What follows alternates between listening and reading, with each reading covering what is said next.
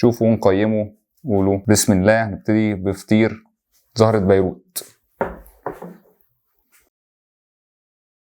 معنا فطير طبعا الفطاطري وندوقه.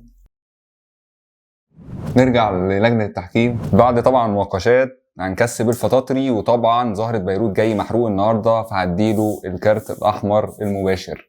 كارت احمر، وده كده طرد. اداؤه سيء جدا، 0. فكسب الفطاطري والفطاطري يوصل للنهائي، ونشوف النهائي. يلا بينا.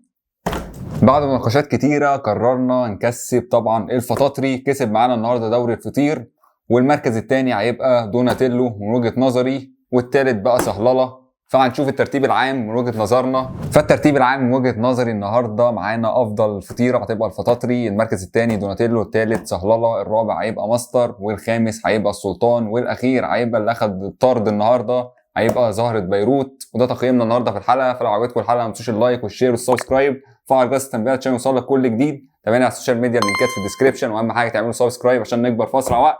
ونشوفكم في فيديو جديد. سلام. ومعانا القرعه هيعملها علي وحسين.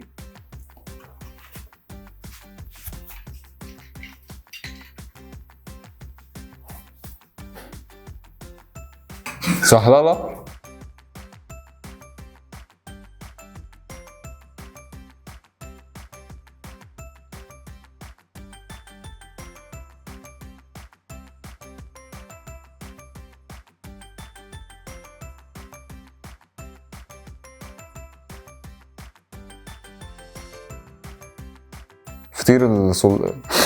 فطير اسمه ايه ده؟ فطاطري كمان بعت مع الفطير كيس كده فيه طبعا مخلل، وفيه صوص طبعا جايب صوص رانش ساوزن ايلاند اصلا.